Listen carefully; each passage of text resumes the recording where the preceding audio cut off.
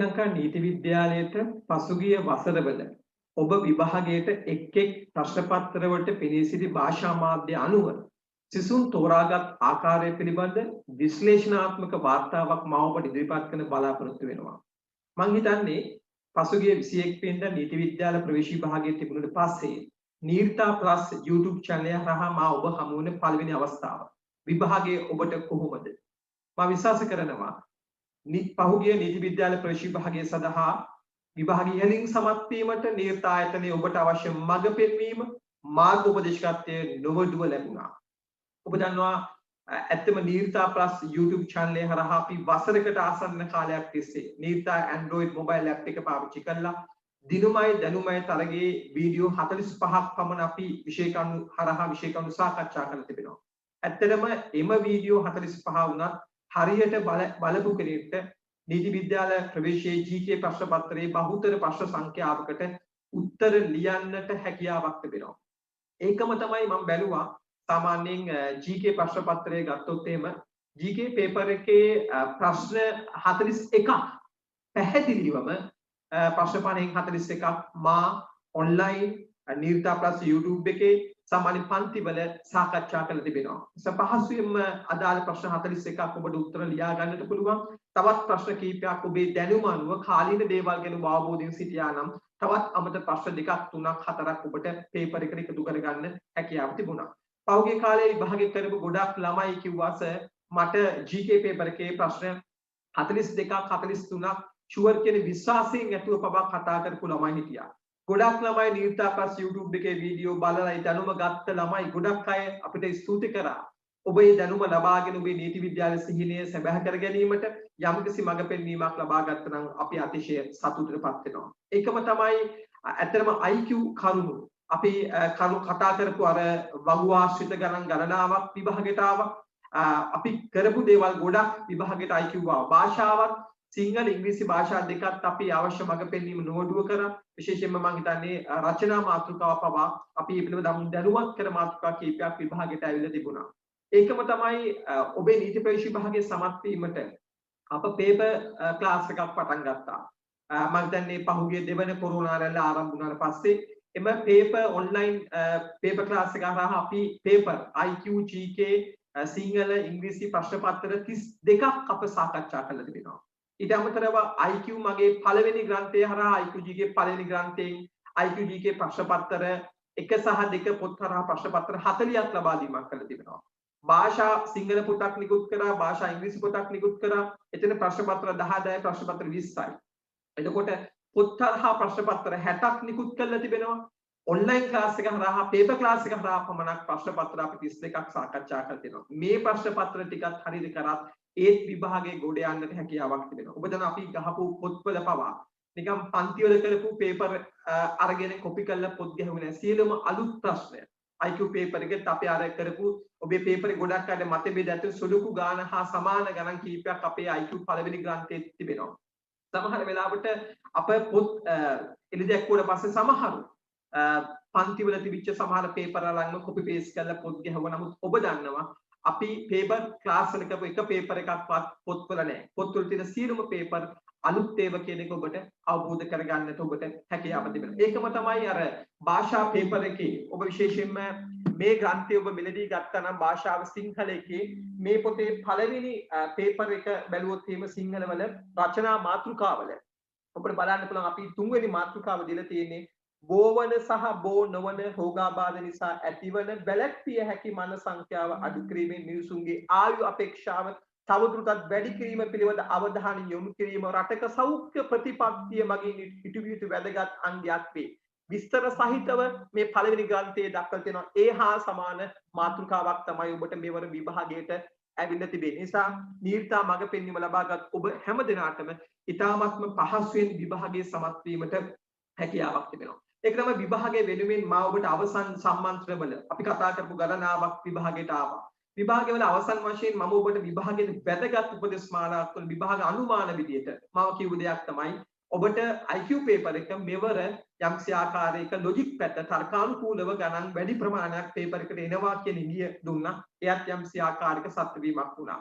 අපි GK ප්‍රශ්න පත්‍රය ගත්තොත් එහෙම මහ බැංකු වාර්තාව අපි දන්නවා මහ බැංකු වාර්තාවේ සියලුම අස්සක් මුල්ලක් නැර හැම ප්‍රශ්නයක්ම අපි ඔබට ලබා දුන්නා. අපි ප්‍රශ්න 140 විලාසන ප්‍රමාණයක් ලබා දුන්නා. නමුත් අවසන් දවසේම ඔබට කිව්වා මහ බැංකු වාර්තාවේ ප්‍රශ්න සමහර ළමයි මුළු මහ බැංකු වාර්තාවම පාඩම් කරපු ළමයි හිටියා. නමුත් මම කිව්වා මෙවර මහ බැංකු වාර්තාවේ ප්‍රශ්න සංඛ්‍යාව ඉතාමත් අඩු ප්‍රශ්න සංඛ්‍යාවක් එන්නේ කියන එක කිව්වා. ඒ විදිහට මම දැන් ප්‍රශ්න පත්‍රයේ ප්‍රශ්න 3කට වගේ ප්‍රමාණයකට සීමා වෙලා තිබුණා. ඒකම විසිරි සංශෝධනය පිළිබඳ අපි කිව්වා අනිවාර්ය ප්‍රශ්නයක් දෙකක් එනවා කියලා. එක ප්‍රශ්නයක් එතන සටහන් වෙලා තිබුණා.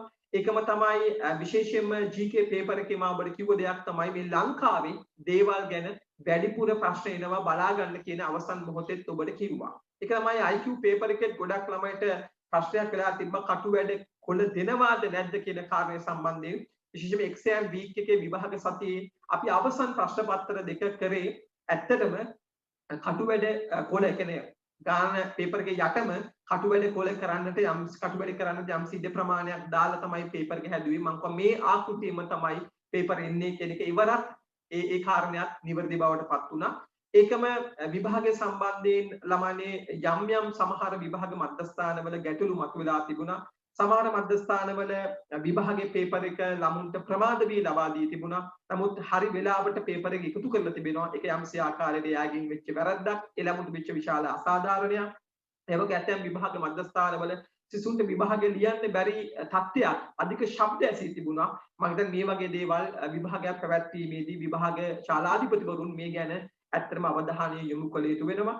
ඒකම තමයි සමහර විභාග මධ්‍යස්ථානවල කටු වැඩ කොළ කරන්න දීලා තිබ්බා. සමහර සෙන්ටර්වල කටු වැඩ කරන්නට කොළ දීලා තිබෙන්නේ නැහැ. මේක මම යම්සි ආකාරي යම් කිසි ළමුන්ට සාධාරණයක් සහ තවත් අයකට අසාධාරණයක් වෙලා තිබෙනවා. මේ සම්බන්ධ ඔබට විභාගය පැවැත්වීම සම්බන්ධව ඇතිවෙච්ච යම් ගැටලු තිබෙනවා නම් ඔබ මේ සම්බන්ධව ඔබේ කමෙන්ට් එකක් දාන්න. අපි බලාපොරොත්තු වෙනවා විභාග කොමසාරිස්වරයාට විභාගයේ පැවැත්වීම තුළ ඇතිවෙච්ච ගැටලු සම්බන්ධව ලිඛිත පෙත්සමක් එයාට බාර දෙන අටුමතරමේ ලබන අවුරුද්දටවත් එවැනි වැරදි අඩුවීම වැළැක්වීම සඳහා මට හිතෙනවා මෙවර විභාගයේ අනුව නීති ප්‍රවේශයේ ළමුන් ඉදිරිපත් කරන අදහස් සහ යෝජනා අනුව අනිවාර්යෙන්ම මෙවර නීති විද්‍යාල ප්‍රවේශය ඇතුලේ නිර්තා ප්‍රතිඵලය අන් කවරදාකටත් වඩා අති විශිෂ්ට ප්‍රතිඵලයක් ලබා ගන්නවා බවට විභාගයේ ප්‍රතිඵලෙන්නත් කලින් මම ඔබට කියනවා. ඊට හේතුව තමයි අපි කරපු වැඩ ප්‍රමාණයත් එක්ක මම හිතන්නේ පහසෙන්ම කෙනෙකුට නීති විද්‍යාල ප්‍රවේශ විභාගය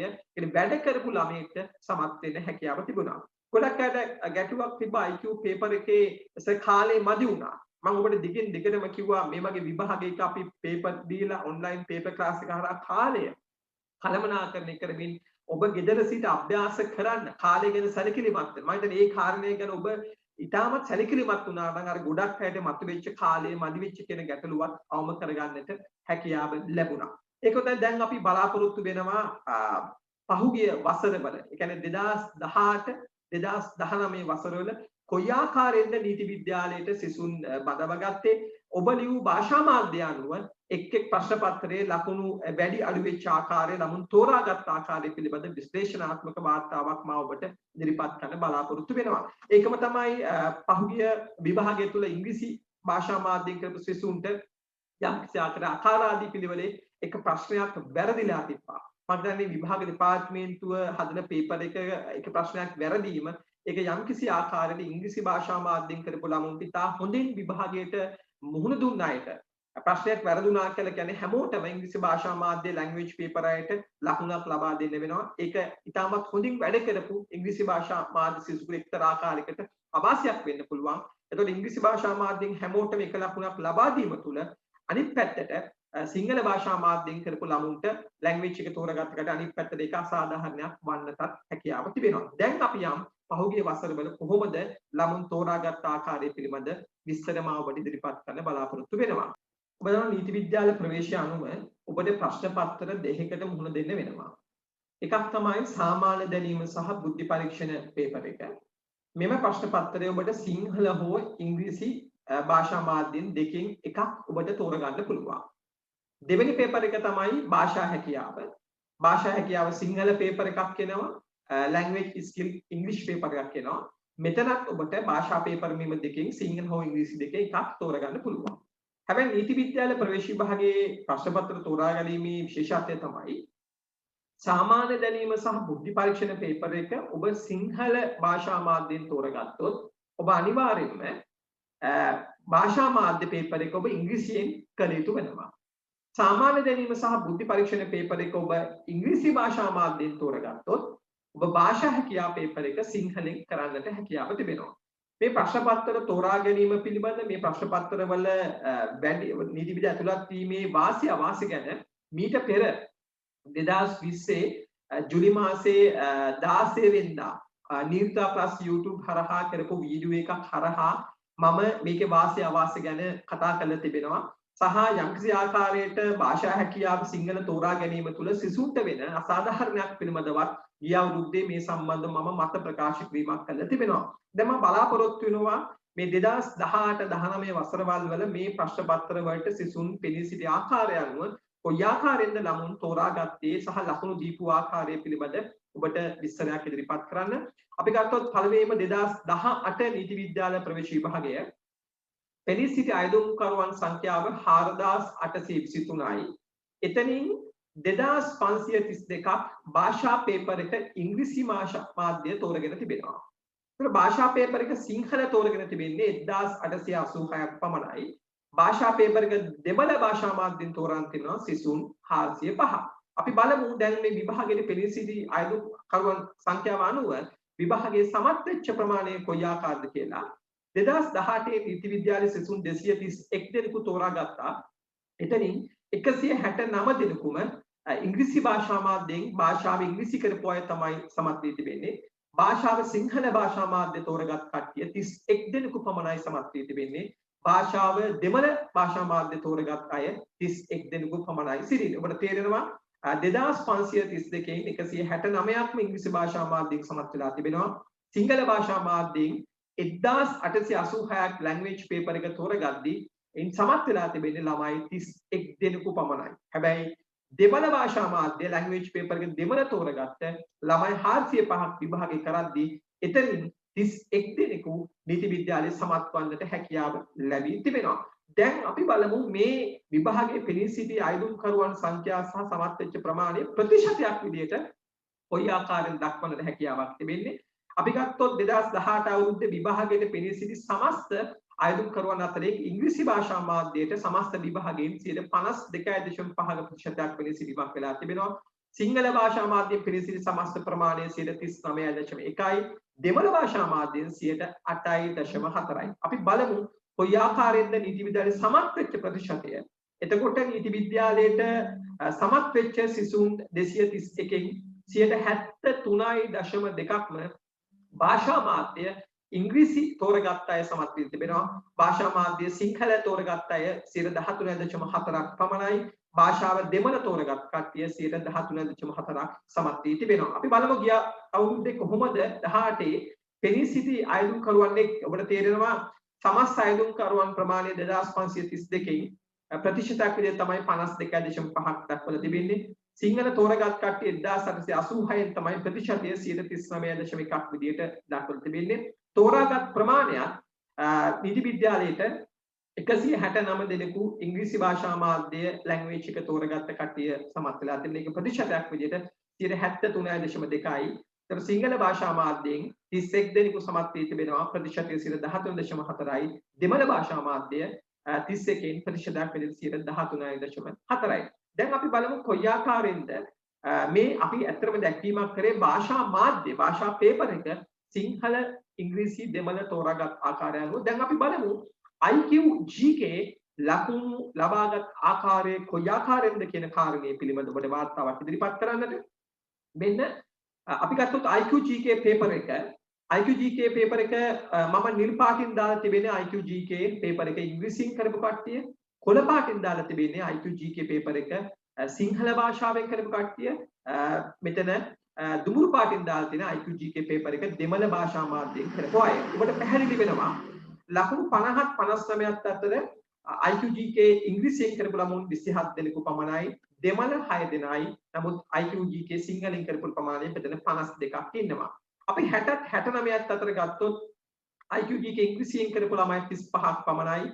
දෙමළ භාෂා මාධ්‍යයෙන් කරපු IQ කට්ටිය 3 දෙනයි. නමුත් IQ GK සිංහලෙන් කරපු කට්ටිය 92ක් දක්වා ඉහළ ගෙල තිබෙනවා. අපි ගත්තොත් 70ත් 79ත් අතර කිසිදු ආකාරයකට සිංහල හා IQGK සිංහල ඉංග්‍රීසියෙන් හෝ දෙමළෙන් කරපු කිසිම සිසුවෙකු නෑ. නමුත් IQGK සිංහලෙන් කරපු ළමයි 16 දෙනෙකු 70ත් 79ත් අතර ඉන්නවා. අපි මේ ප්‍රතිඵල විශ්ලේෂණය කරොත් තවදුරටත් ඔබට පැහැදිලි වෙනවා IQGK ඉංග්‍රීසියෙන් කරපු ළමයි 62ක් පමණයි සිටින්නේ.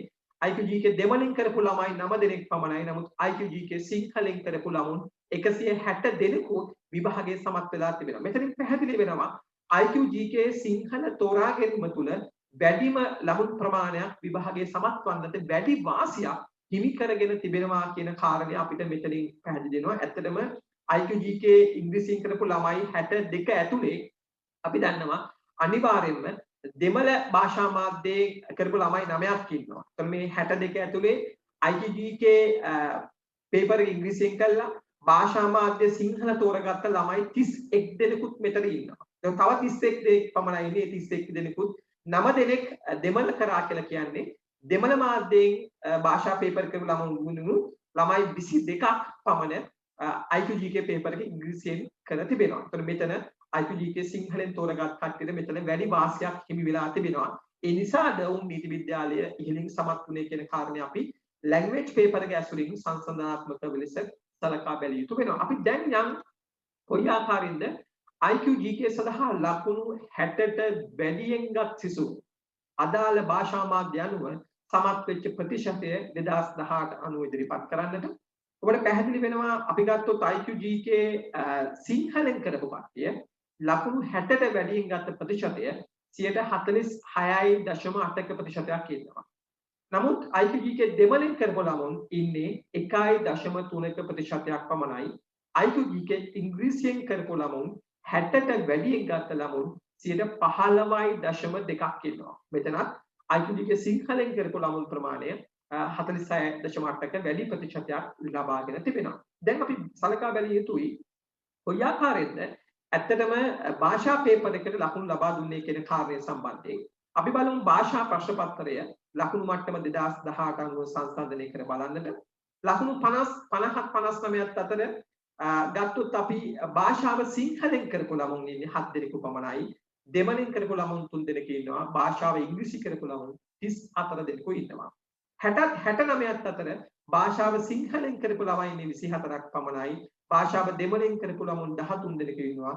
භාෂාව ඉංග්‍රීසියෙන් කරපු ළමුන් 92 දෙනෙකු සිටිනවා. අපි ගත්තොත් 70ත් 79ත් අතර දෙමළෙන් කරපු ළමුන් භාෂාව 12ක් ඉන්නවා. එක භාෂාව ඉංග්‍රීසියෙන් කරපු ළමුන් 40 දෙනෙකු ඉන්නවා. නමුත් කිසිසේත්ම ලකුණු 70ත් 79ත් අතර භාෂාව සිංහල තෝරගත්තු කිසිදු ශිෂ්‍යයෙකු මේ මොහොතේ මේ ස්ථානයට ඇතුළත් වෙලා නැහැ. අපි ගත්තොත් 80ත් 89ත් අතර ඉංග්‍රීසියෙන් කරපු ළමයි 3 දෙනෙක් සිටිනවා.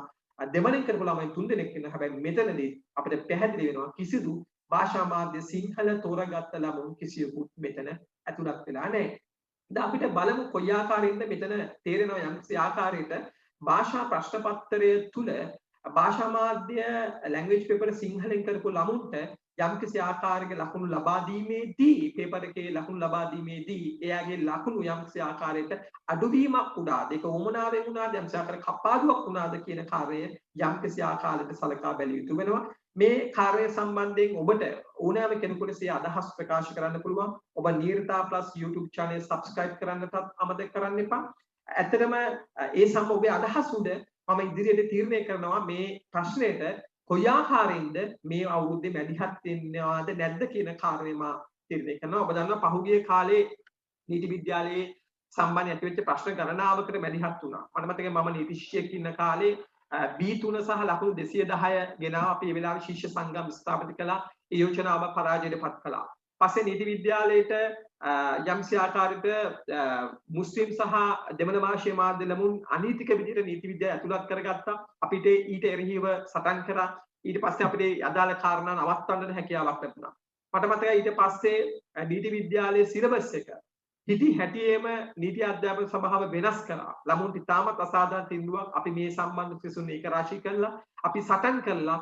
ඒ ගත්ත තීන්දුව එදා නවත්තන්නට කිසියෙකුටත් කරන්න නොහැකි වෙච්ච දෙයක් අපි නවත්තන්නට අපිට හැකියාව ලැබුණා. ඒකම තමයි නීති විද්‍යාලයේ බෙදන පහුගිය කාලේ LLB ප්‍රවේශ විභාගයට යම්කිසි ආකාරයකට සිසුන්ට විභාගේ කල් දමින් තියෙන අවස්ථාවක අපි මේ සම්බන්ධව සටන් මගට අවතීර්ණ වෙලා LLB ප්‍රවේශ විභාගයේ තියන්නට අවශ්‍ය කටයුතු කරා. නමුත් කොරෝනා තත්ත්වයක් නිසා නැවත වතාවක් විභාගය කල් යාමක් ගියා. පහුගිය කාලේ ඔබ දන්නා නීති විද්‍යාල ප්‍රවේශ විභාගයේ අවම සුදුසුකම C2S1 බවට පත් කරා. ඒ මොහොතේ මම ඔබට කිව්වා මේ සම්බන්ධ මේ ප්‍රශ්නේ මැදිහත් වෙනවාද නැද්ද කියන කාරණේ මම රඳා පවතින්නේ ළමුගේ අදහස් සහ යෝජනා සැලකිල්ලට අරගෙන කියන කාරණේ.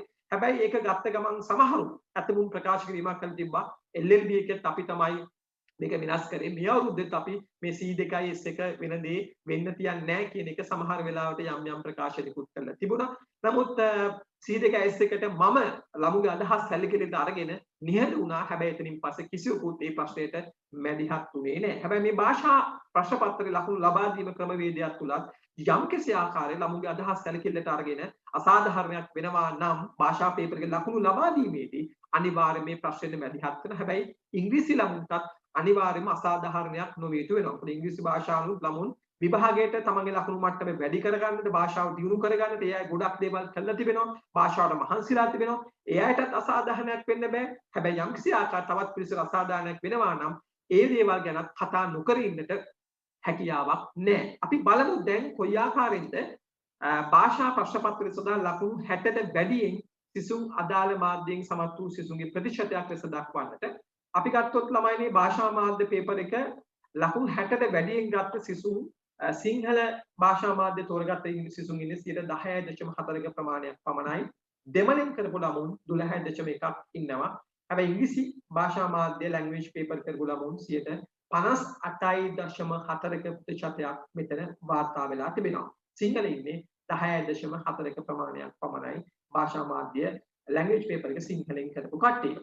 නමුත් දෙමළ ළමුන් ප්‍රමාණය 12.1ක් ඉන්නවා. අපි බලමු ගිය අවුරුදු මේ 2018 අවුරුද්දේ IQ GK එකත් එක්ක සංසන්දනය කර බලන්නට ඔබට තේරෙනවා IQ GK ළමයි 60ට වැඩියෙන් ගත්ත. අපි බලමු මේ භාෂා මාධ්‍ය නිසාද මෙතන යම්සි ළමුන්ට අසාධාරණයක් වෙන්නේ කියන කාරණය. IQ GK ලකුණු 60ට වැඩියෙන් ගත්ත. සිංහලෙන් කරපු ළමුන් 46.8ක් ඉන්නවා. IQ GK සිංහලෙන් කරපු 60ට වැඩියෙන් 46.8ක් ඉන්නවා. දෙමළ සිසුන් ඉන්නේ 1.3ක් පමණයි. ඊට හේතුව දෙමළ භාෂා මාධ්‍ය ලැන්ග්වේජ් කරන කට්ටිය ගොඩක් වෙලා IQ GK ඉංග්‍රීසියෙන් තෝරගන්නවා. එතකොට මෙතන IQ GK ඉංග්‍රීසියෙන් කරපු සිසුන් 15.2ක් මෙතන සිද්ධවා. 60ට වැඩි. නමුත් මෙතන භාෂා පේපර් එකේදී 60ට වැඩියෙන් ගත්ත සිටින්නේ සිසුන් 10.4ක් පමණයි. නමුත් IQ GK ඉංග්‍රීසියෙන් කරපු ළමුන් 15.2ක ප්‍රමාණයක් මෙතන ඇතුළත් වෙලා ඉන්නවා. මේ සම්බන්ධව ඔබට ඕනේ අදහසක් ඉදිරිපත් කරන්නත් පුළුවන්. ඔබට කමෙන්ට් එකක් දාන්න පුළුවන්. ඒකම නීති ප්‍රවේශය නමනේ පහුගිය කාලේ සමහරු යම් ප්‍රශ්න දුන්නා. මේවා දැම්මයි යම් දේවල් ප්‍රකාශ කිරීමක් කරනවා. හැබැයි අපි ඇත්තටම කරාද නැද්ද කියන එක ඕනේ කෙනෙකුට අපේ අන්තිම සම්මන්ත්‍රවල අපේ නිර්තාපස් YouTube වල බලලා ඔබට ඒක නැහැ කියන්න පුළුවන්. මොකද මේ වගේ ප්‍රසිද්ධ මාධ්‍යයක මේ වගේ දේවල් කතා කිරීම තුළ ඒකසේ නොවෙනවා නම් ඔබට ඕනෑම අදහසක් ඉදිරිපත් කරන්නට හැකියාවක් අපි වගකීමෙන් කියනවා. අප බොහෝ දේවල් කරා එසා ප්‍රතිඵලය තුළ නීති අනිවාර්යෙන් මෙවල ඉදිරියෙන් සිටිනවා. අපි එතනින් පස්සේ යන් 2019 අවුරුද්දේ කොහොමද සිසුන් තෝරාගත් ආකාරය පිළිබඳ සාකච්ඡා කරන්නට පෙරිසිරි අපේක්ෂකයන් ප්‍රමාණය 5614යි වැඩි වී තිබෙන ආයුධම් කරපු ප්‍රමාණය. එතන ඉංග්‍රීසි භාෂා මාධ්‍යයෙන් සිසුන් 3135ක්, සිංහල භාෂා මාධ්‍ය ලැන්ග්වේජ් එක 1990ක්, දෙමළ භාෂා මාධ්‍ය තමිල් තෝරාගත් කට්ටිය ලැන්ග්වේජ් එක 519ක්, සිසුන් තෝරාගත් ප්‍රමාණය 246ක් බවට පත් වෙලා තිබෙනවා. එතනින් භාෂාව ඉංග්‍රීසි කරපු ළමුන් ප්‍රමාණය සිසුන් 200ක් සමත් වී තිබෙනවා. නමුත් භාෂාව සිංහල කරපු 1990න් සමත් වී තිබෙන්නේ සිසුන් 26 දෙනෙකු පමණයි. භාෂාව දෙමළ භාෂා මාධ්‍යයෙන් කරපු ළමුන් 519 දෙනෙක්ගෙන් 20 දෙනෙක්ම නීති විද්‍යාලයේ සමත් වන්නට හැකියාව ලැබී තිබෙනවා. දැන් අපි බලමු සමත් වෙච්ච ප්‍රතිශතයක් වෙන 2019 කොයි ආකාරයෙන්ද කියන කාරණේ. විභාගයේ පෙනී සිටි සමස්ත අයදුම්කරුවන් සංඛ්‍යාවෙන් ඉංග්‍රීසි භාෂා මාධ්‍ය ලැන්ග්වේජ් තෝරගත් ප්‍රමාණය 55.8ක ප්‍රතිශතයක් 3135න්. අපි ගත්තොත් සිංහල භාෂා මාධ්‍ය සමස්ත පෙනී සිටි ප්‍රමාණය 35.4ක් 1990න්. දෙමළ භාෂා මාධ්‍ය 9.2යි 519. විභාගයේ සමත් වෙච්ච ප්‍රතිශතය ගත්තොත් ළමයි 200න් 81.3ක්ම භාෂා පේපර් එක ඉංග්‍රීසියෙන් කරපු අය සමත් වී තිබෙනවා. ඒකම ළමයි 26% විසින් 10.6යි. මෙතන දෙමළ භාෂා මාධ්‍ය ළමුන් 20 දෙනා ප්‍රතිශතයක් විදිහට 8.1යි. අපි බලමු 2019 අවුරුද්ද. අපි කලින් කතා කරේ 2018 අවුරුද්ද. දැන් බලමු 2019 අවුරුද්දේ IQGK ළමුන් ලකුණු ලබාගත් ආකාරය සම්බන්ධයෙන් ලකුණු 50ක් 59ක් අතර IQGK ඉංග්‍රීසියෙන් කරපු එක සිසුවෙකු පමණයි සිටින්නේ. ඉංග්‍රීසියෙන් කරපු සිංහලෙන් කරපු ළමුන් 18 දෙනෙකු සිටිනවා. 60ක් 69ක් අතර IQGK ඉංග්‍රීසියෙන් කරපු ළමුන් 21 දෙනෙකු සිටිනවා. දෙමළෙන් කරපු ළමුන් 3 දෙනෙකු ඉන්නවා. ඉංග්‍රීසි භාෂා මාධ්‍යයෙන් කරපු ළමුන් ඒ කියන්නේ IQGK සිංහලෙන් කරපු ළමුන් 96 දෙනෙකු ඉන්නවා. 70ක් 79ක් අතර IQGK ඉංග්‍රීසියෙන් කරපු ළමුන් ඉන්නේ ළමයි 23 දෙනෙකු පමණයි. දෙමළෙන් ළමුන් 4 දෙනයි. නමුත් IQGK සිංහලෙන් කරපු ළමුන් 79 දෙනෙකු ඉන්නවා. ලකුණු 80ක් 89ක් අතර එක සිසුවෙකු ඉන්නවා. ඔහු IQGK සිංහලෙන් කරලා තිබෙන්නේ. අපිට පැහැදිලි වෙනවා මෙතනත් IQGK සිංහල තෝරා ගැනීම තුළ සිසුන් 195 දෙනෙකු විභාගය සමත් වෙන්න සුසුකම් ලබා තිබෙනවා. දෙමළ කරපු ළමුන් 7 දෙනෙකු පමණයි. නමුත් IQGK ඉංග්‍රීසියෙන් කරපු ළමුන් 44 දෙනෙකු පමණයි විභාගයේ සමත් වෙලා තිබෙන්නේ. එතන දෙමළ භාෂා මාධ්‍ය කරපු සිසුන් ප්‍රමාණයකුත් මේ තුල අන්තර්ගත වෙලා තිබෙනවා. අපි දැන් බලමු කොයි ආකාරයෙන්ද IQGK ලකුණු 60ට වැඩියෙන් ගත්ත සිසුන් අදාළ භාෂා මාධ්‍ය අනුව විභාගයේ සමත් වෙච්ච ආකාරය. ළමයි ලකුණු 60ට වැඩියෙන් ගත්තොත් IQGK සිංහලෙන් කරපු සිසුන් 79.3% ඉන්නවා. IQGK 60ට වැඩියෙන් ගත්ත දෙමළ භාෂා මාධ්‍ය කරපු සිසුන් 2.8ක් පමණයි. IQGK ඉංග්‍රීසියෙන් කරපු 60ට වැඩියෙන් ගත්ත සිසුන් 17.9% මෙතන ඉන්නවා. මම මේ ආකාරයට විභාගය සම්බන්ධයෙන් මේ ආකාරයේ විශ්ලේෂණ වාර්තාවක් විභාග දෙපාර්තමේන්තුව නීති විද්‍යාලයේ කවර හෝ ආයතනයක් විසින් කරන්නේ ප්‍රථම වතාවට තමයි නිර්ත ආයතනයේ මා විසින් ඔබට විභාගය සම්බන්ධයෙන් සම්පූර්ණ වාර්තාවක් ඉදිරිපත් කරන්නේ. විභාගයට අපි ළමුන් සූදානම් කිරීම වගේම විභාගයේ ප්‍රතිඵල ගැනත් අපි තාමත් හොඳින් සුපරීක්ෂාකාරී වෙනවා. ඒ තුල යම්කිසි අඩුපාඩුකම් වෙනවා නම් බලධාරීන්ට පෙන්වා දෙන්නටත් ඒකට පසුබට වෙන්නේ නැති බවත් මම ඔබට ප්‍රකාශ කිරීමක් කරනවා. අපි බලමු දැන් භාෂා ප්‍රශ්න පත්‍රයේ 2019 කොයි ආකාරයෙන්ද ලකුණු ලබා දුන්නේ කියන කාරණය. භාෂා ප්‍රශ්න පත්‍රයේ ලැන්ග්වේජ් එක 50ක් 59ක් අතර සිංහලෙන් කරපු ළමුන් 6 දෙනෙකු පමණයි සිටින්නේ. දෙමළෙන් කරපු එක ළමයෙකු සිටිනවා. භාෂා පේපර් ඉංග්‍රීසියෙන් කරපු ළමුන් 24 දෙනෙකු සිටිනවා. ලකුණු 60ක් 69ක් අතර සිංහලෙන් කරපු ළමුන් 20 දෙනෙකු ඉන්නවා. දෙමළෙන් කරපු ළමයි 13 දෙනෙකු ඉන්නවා. නමුත් භාෂාව ඉංග්‍රීසි තෝරාගත්ත ළමුන් 89 දෙනෙකු සිටිනවා. භාෂාව 70ක් 79ක් අතර දෙමළෙන් කරපු ළමුන් 6 දෙනෙකු සිටිනවා. ඉංග්‍රීසියෙන් කරපු ළමුන් 70 දෙනෙකු මෙතන සිටිනවා. ලකුණු 80ක් 89ක් අතර මේ අන්තිම නීති විද්‍යාල ප්‍රවේශ විභාගයේ මේ ප්‍රතිඵල එන්න කලින් ලකුණු ඉංග්‍රීසියෙන් කරපු ළමුන් 15 දෙනෙකු ඉන්නවා. අපිට මෙතනත් පැහැදිලි වෙනවා ලකුණු 70ක් 79 80 89 අතර කිසිදු ආකාරයක භාෂා පේපර් එක සිංහලෙන් කරපු කිසිදු සිසුවෙකු ඇතුළත් වෙලා නැහැ. මෙතන දෙමළ ළමුන් පවා මෙතන ඇතුළත් වීමේදී සිංහල භාෂා මාධ්‍ය සිසුන්ට යම් කිසි ආකාරයක ලකුණු අඩු වුණාද කියන ප්‍රශ්නය මෙතනින් පැන නගිනවා. ඔබට මේ සම්බන්ධව අදහස් යෝජනා ඉදිරිපත් කරන්නට ඕනෑම සිසුකට හැකියාවක් තිබෙනවා. අපි IQGK සිංහල ළමුන් වෙනුවෙන් ගෲප් එකක් හැදුවා. පස්සේ මොකද ඉංග්‍රීසි ළමුන් කෝර්ස් එකකට අසාධාරණ කරලා පස්සේ මම ඒ අයටත් ගෲප් එකක් හැදුවා. හැමෝටම අදහස් ප්‍රකාශ කරන්නට සම අවස්ථාව ලබා දුන්නා. ඇත්තට මගේ පන්තිවල ගත්තොත් ඇත්තටම වැඩිපුර ළමයි ප්‍රමාණයක් විභාගයේ පෙනී සිටියේ IQGK සිංහලෙන් කරලා ලැන්ග්වේජ් පේපර් එක ඉංග්‍රීසි කරපු ළමුන්. නමුත් ඊට සාපේක්ෂව සිංහල කරපු ළමුන් ප්‍රමාණය අඩුයි. හැබැයි යම් කිසි ළමුන්ට අසාධාරණයක් වෙනවා නම් ඒ පිළිබඳව මා අනිවාර්යයෙන්ම කතා බහ කරනවා. මෙතන ඇත්තටම ඉංග්‍රීසි භාෂා මාධ්‍යයෙන් කරපු ළමුන් තේරුම් ගත යුතු දේ තමයි යම් කිසි ආකාරයේ ඉංග්‍රීසි ළමුන් අඩු කිරීමට, කපාදු කිරීමට නොවේ මෙන්න මේ භාෂා ප්‍රශ්න පත්‍රයේ ලකුණු ලබා දීමේදී යම් කිසි පිරිසකට අසාධාරණයක් වෙනවා නම් ඒ අයටත් සාධාරණය ලබා දී යුතු කියන කාරණය තමයි මට ඇත්තටම ඉදිරිපත් කිරීමට හැකියාවක් තිබෙන්නේ. අපි බලමු එතනින් පස්සේ භාෂා ප්‍රශ්න පත්‍රයේ ලකුණු 60ට වැඩියෙන් ගත් සිසුන් අදා භාෂා මාධ්‍ය අනුව සමත් වෙච්ච ප්‍රතිශතය ලකුණු 60ට වැඩියෙන් භාෂා මාධ්‍ය ගත් සිංහල සිසුන් ඉන්නේ 8.1% පමණයි. දෙමළ ළමුන් ඉන්නවා 7.7ක්. ඉංග්‍රීසියෙන් කරපු ළමුන් 71.5% වෙනවා. අපි බලමු දැන් IQGK එකත් එක්ක සංසන්දනය කර බලන්නට. IQGK ලකුණු 60ට වැඩියෙන් ගත්ත ඉංග්‍රීසියෙන් කරපු ළමුන් 17.9ක් ඉද්දී හැබැයි භාෂා මාධ්‍ය සිංහල තෝරා ගැනීම තුළ 8.1% දක්වා ක්‍රමානුකූලව අඩුවීමක් මෙතන පෙන්눔 කරනවා. දෙමළ භාෂා මාධ්‍ය දෙමළ පමණක් IQG කරපු ළමුන් 2.8යි. නමුත් IQG ලැන්ග්වේජ් එක දෙමළින් කරපු සිසුන් 7.7%ක් වර්ධනය වීමක් වෙලා තිබෙනවා. එතකොට IQG එකේ සිංහලෙන් කරපු ප්‍රතිශතය 79.3යි. ලැන්ග්වේජ් පේපර් එක ඉංග්‍රීසියෙන් කරපු ළමයි ප්‍රමාණය 71.5යි. මේ දෙක යම්සි ආකාරයට සමාන වීමක් අපිට දෙක ගන්නට පුළුවන්. අපි දැන් බලමු 2018 19 වසර දෙකම සංසන්දනය කර බලන්නට කොයි ආකාරයෙන්ද IQG එකේ ලකුණු ලබා දුන්න ආකාරය. ඔබට තේරෙනවා 2018 19ත් එක්ක බලද්දී ලකුණු 50ක් 59ත් අතර මේ දෙකේ ලොකු වෙනසක් වෙලා නැහැ. 60ත් 79ත් අතර ලොකු වෙනසක් වසර දෙකේ සිදු වෙලා නැහැ. 70ත් 79ත් අතර IQG මේ භාෂා පේපර් එක අනුව යම්සි ආකාරයකට මෙතන කිසිදු සිසුවෙක් ඇතුළත් වෙලා නැහැ 2018 අවුරුද්දේ 80 89ත් අතර කිසිම සිංහල සිසුවෙකු නැහැ. එකම 2019 භාෂා පේපර් එක අනුව 70ත් 79ත් 80ත් 89ත් අතර මේ වසර දෙකේදීම භාෂා පේපර් කිසිදු සිසුවෙක් ඇතුළත් නොවුනේ මන්ද කියන ප්‍රශ්නයෙන් මෙතනදී පැන නැගීමක් වෙනවා. මේ සම්බන්ධව ඔබ අදහස් ඉදිරිපත් කරන්නට පුළුවන්. අපි යන් එතනින් පස්සේ ඊළඟ කාරණය තමයි බලමු විභාගයේ පෙනී සිටි සමස්ත අයදුම් කරුවන් ප්‍රමාණය අනුව කොයි ආකාරයෙන්ද කියන එක.